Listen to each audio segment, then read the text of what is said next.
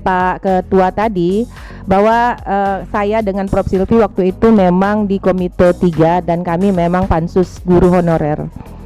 Alhamdulillah sebagian permasalahan guru honorer itu terpecahkan.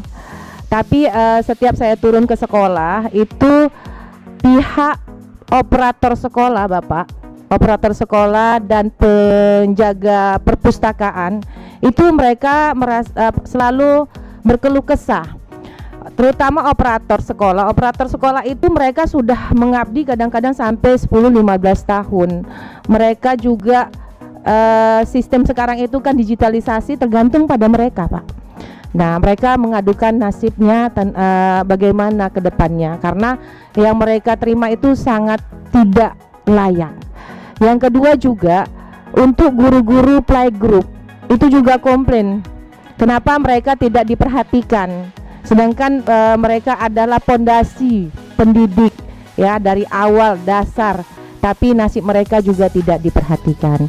Yang ketiga masalah tenaga kesehatan, Pak, masih banyak sekali yang tadi katanya Pak Menteri untuk daerah terpencil itu sedikit sekali yang mendaftar, sedangkan tenaga kesehatan di daerah kami di Nusa Tenggara Barat itu, Pak, di daerah terpencil mau aja mereka, Pak, sebetulnya gitu.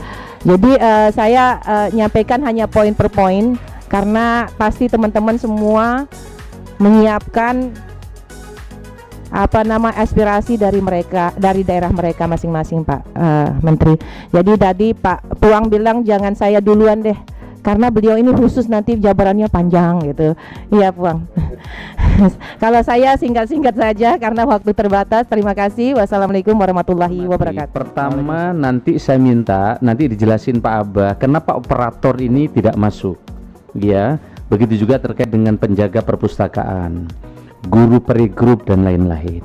Itu ada, jadi gini Bapak sekalian, pengangkatan ini ada yang terkait dengan instansi pembina.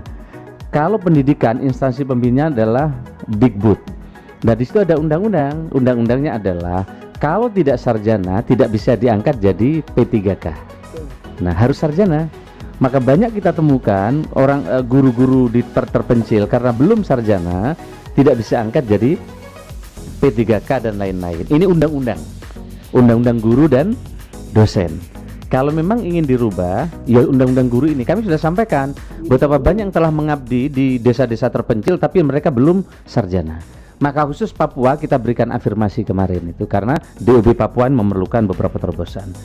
Terkait dengan guru-guru yang lolos untuk dikembalikan, saya sudah sampaikan ke Pak Nazim. Begitu juga terkait dengan direkrut ya dari swasta untuk dikembalikan dan seterusnya. Tapi saya ingin jawab beberapa hal.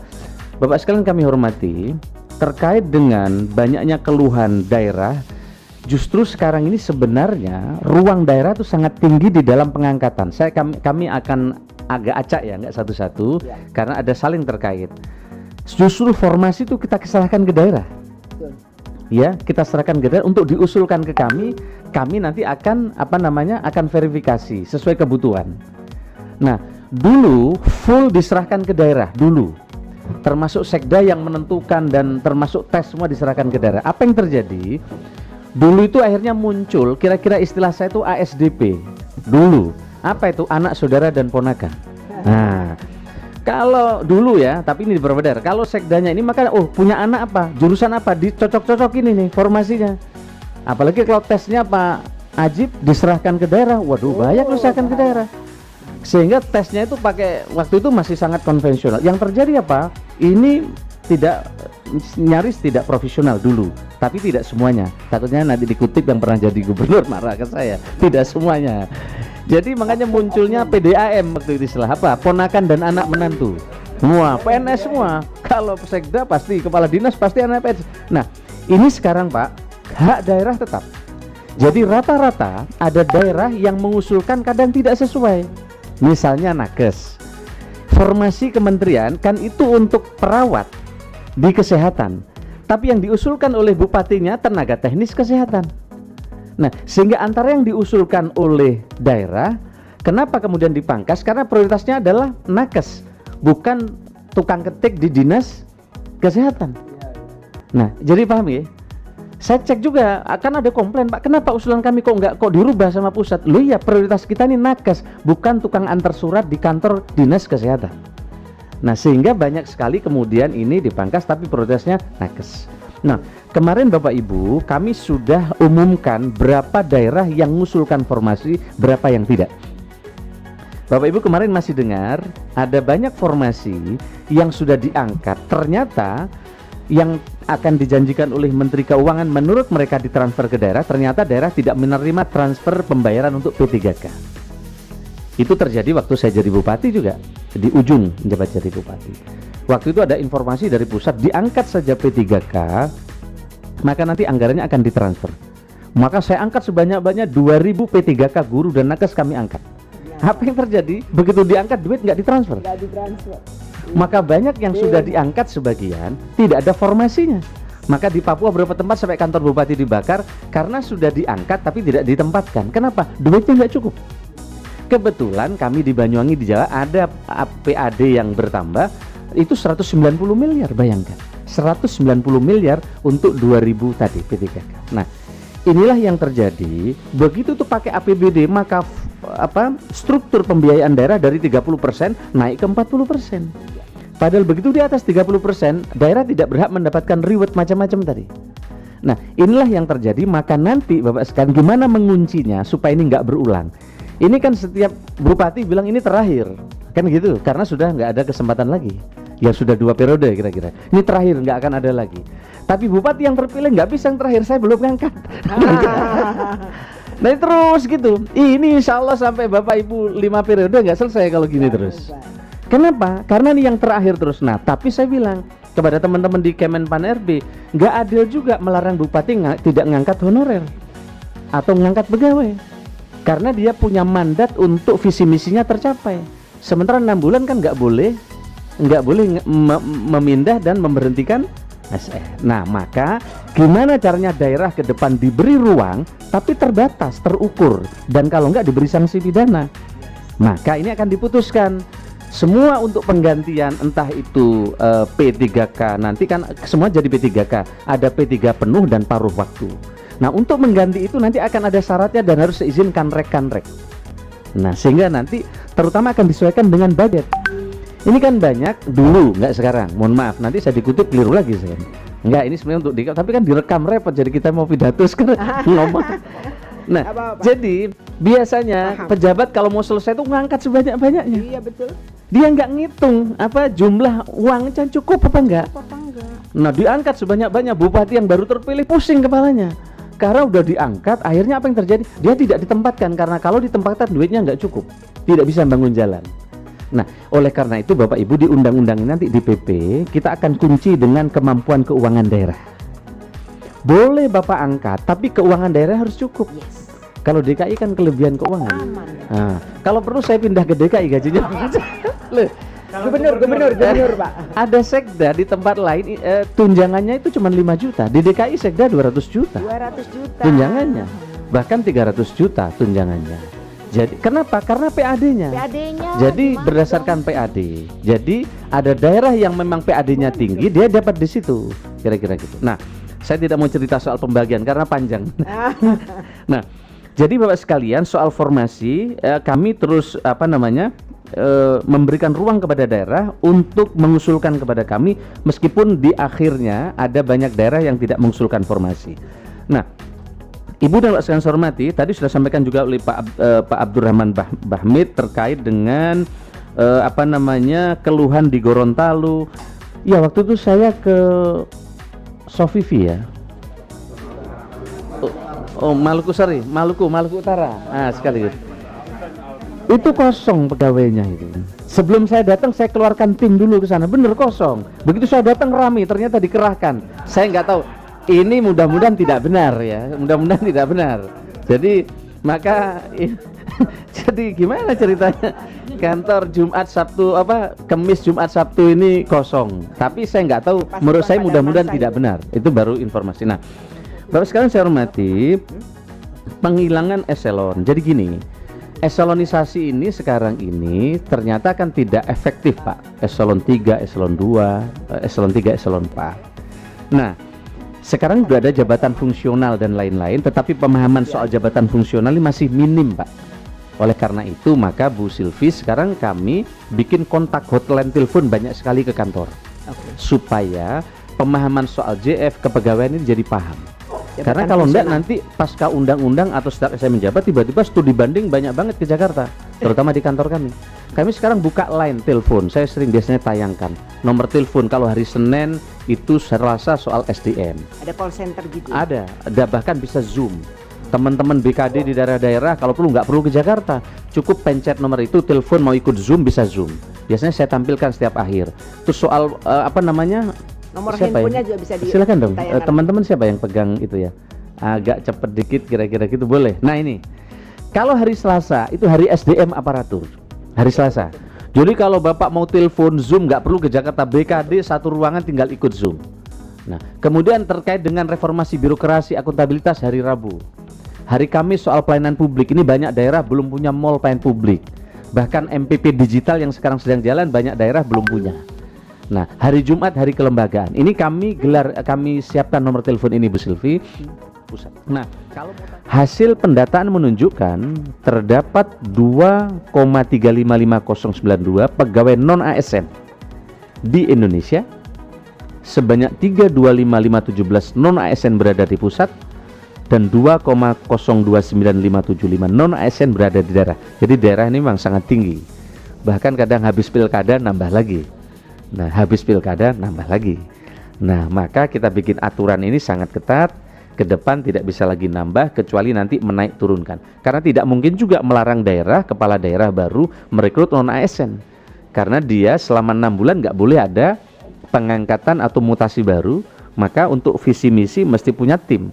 Maka nanti siapa yang bisa diisi, siapa yang bagaimana cara mengisinya ke depan akan kita perjelas.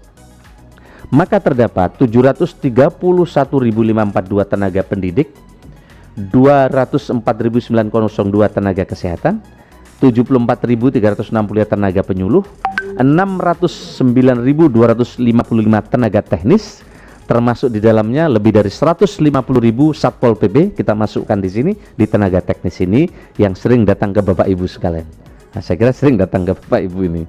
Ya, kami sudah ketemu dengan mereka. Dan kami telah bertemu dengan tim Kemendagri untuk mencari rumus penyelesaian bagaimana teman-teman Satpol PP yang telah lama mengabdi sementara di Undang-Undang Lama harus menjadi ASN. Nah, sementara belum ada pintu untuk menjadikan mereka semua ASN. Tetapi khusus penyidik pegawai PPNS tetap dari unsur PNS, yang lain nanti skenario-nya adalah non PNS. Nah, data tersebut didapatkan berdasarkan instansi yang telah menyampaikan SPTJM. Jadi Bapak sekalian, 2018 non ASN kita jumlahnya 400.000. Ada aturan di cut off sampai 5 tahun. Deadline-nya 28 November. Mestinya dari 400.000 diberes ini tinggal sedikit, tapi nyatanya bukan tinggal 200.000 tapi jadi 2,3 juta. Jadi pembengkakannya sangat besar. Bapak sekalian, seperti yang kita ketahui bersama bahwa dalam peraturan PP 49/2018 terdapat poin pelarangan bagi instansi pemerintah untuk mengangkat tenaga non ASN. Tapi ini tetap jalan. Nah, waktu saya jadi bupati, memang banyak kepala dinas yang agak nakal, tidak mengangkat honorer, dia tidak melanggar, tapi anak-anak ini dimasukkan di kegiatan. Nah, digaji kegiatan. Karena disembunyikan di kegiatan dinas, maka nggak kelihatan ada pengangkatan honorer baru, karena pengangkatannya diserahkan ke masing-masing kepala dinas. Maka begitu saya tahu membengkak, tadinya gaji untuk honorer 10 miliar tiba-tiba jadi 60 miliar, ketika saya belum berakhir saya satukan di BKD. BKD yang tidak masuk daftar di BKD dan bagian keuangan diawasi oleh inspektorat, siapapun yang disisipkan di dinas tidak boleh menerima atau dicairkan gajinya. Dari situ lumayan agak berhenti.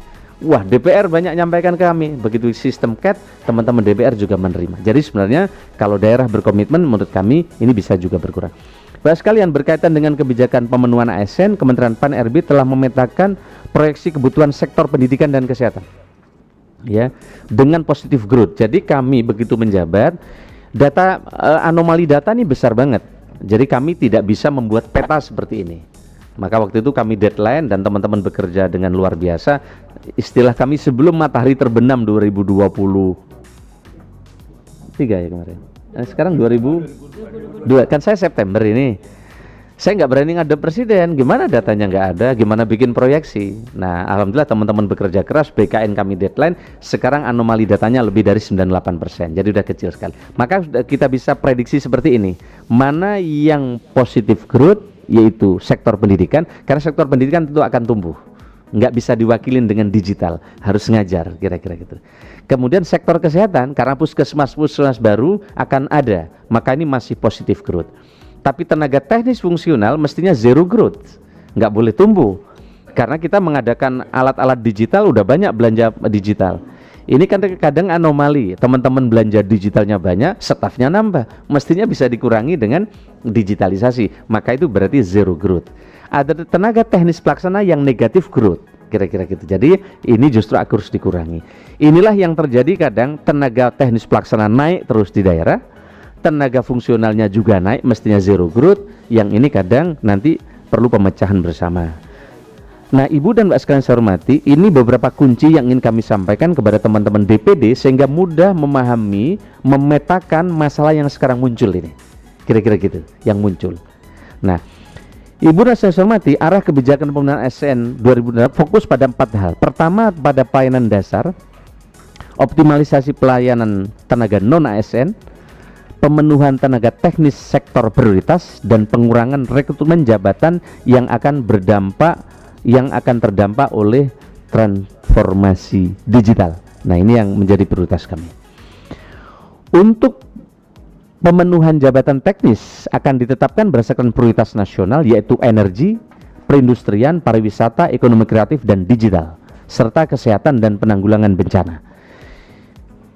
26 yang berikutnya adalah terkait sesuai dengan keputusan Menteri nomor 87 kebutuhan pegawai ASN secara nasional tahun 2003 terdapat 567.166 formasi, Pak sekalian. Ini yang kemarin dari pusat, kemudian CPNS 34.000, daerah 894.000. Jadi total 1.030.000 dan kita sudah tetapkan 567.000. Dan ini sudah jalan, tapi yang tes ini yang ikut 2,4 juta, besar sekali.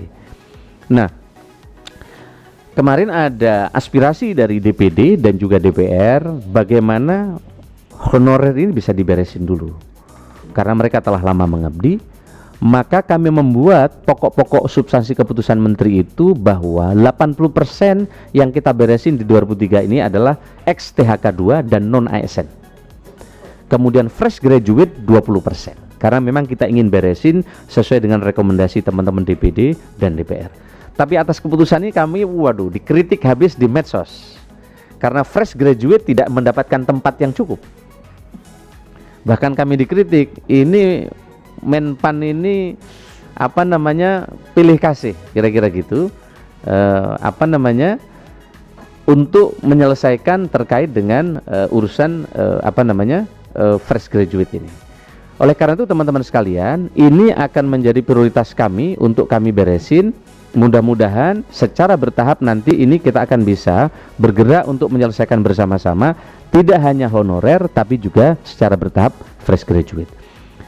Pemetaan turunannya next. Ya, saya minta digeser. Ini adalah statistik pelamar ASN. Kita lihat Mbak sekalian, 2, besar sekali. Artinya minat untuk melamar menjadi ASN sangat tinggi. Bayangkan. Dan kami sampaikan kepada Ibu dan Mbak sekalian, tidak ada satupun yang bisa membantu orang lolos di tes ini. Kami pastikan. Karena soal, jangankan ini, ini staf khusus saya aja nggak lolos. Di mana? Ajudan saya nggak lolos. Ya, anaknya kepala BKN nggak lolos, padahal yang bikin soal.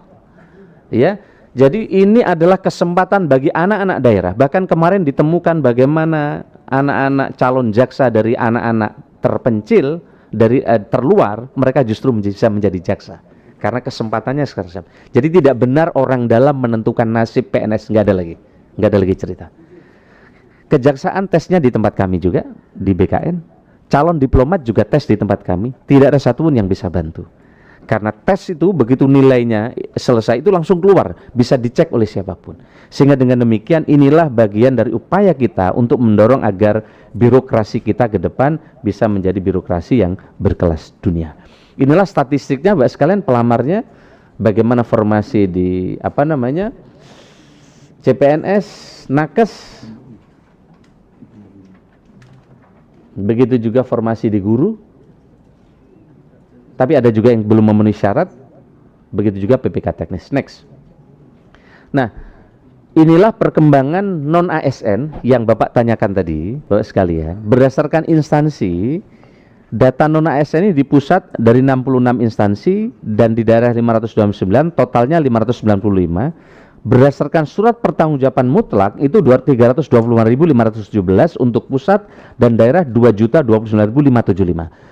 Kemarin saya ditanya oleh Komisi 2, kenapa harus ada SPTJM? Bagaimana mungkin nanti kita mempertanggungjawabkan jika tidak ada surat pertanggungjawaban mutlak dari daerah terkait dengan formasi itu? Sudah ada SPTJM saja, kami minta diaudit oleh BPKP, masih ditemukan data yang kurang benar dan sebagian data tidak benar. Tapi itu sampling. Kami sedang akan minta BPKP untuk melakukan ini, telaahan terkait dengan syarat-syarat sesuai dengan ketentuan. Kami tidak mungkin menunggu diperiksa semua benar atau tidaknya baru proses ini jalan, karena itu akan menghambat. Oleh karena itu ada surat pertanggungjawaban mutlak. Jika mereka yang ikut tes dan lolos sekarang ternyata ditemukan tidak memenuhi syarat, maka di lain kesempatan mereka bisa di take down, karena ini akan merusak keadilan dari mereka yang telah memenuhi syarat bahkan sesuai dengan ketentuan yang telah berlaku. Nah, Ibu saya hormati, inilah 3 langkah arah kebijakan penataan tenaga non-ASN. Step pertama, konsep kami yang sedang terus akan kita bahas di RPP nanti, melalui Kemenpan RB di dalam keputusan 684/2023 tentang mekanisme seleksi P3K JF dengan kuota yang tadi kami sampaikan 80% untuk non-ASN dan untuk P3K dan 20% untuk fresh graduate. Yang kedua adalah verifikasi validasi dari BPKP dan BKN terhadap ASN yang telah terdata dan seterusnya melalui platform digital. Dan yang ketiga adalah jika adanya kebutuhan dan anggaran, maka P3K penuh waktu dan diprioritaskan untuk menjadi P3K penuh waktu.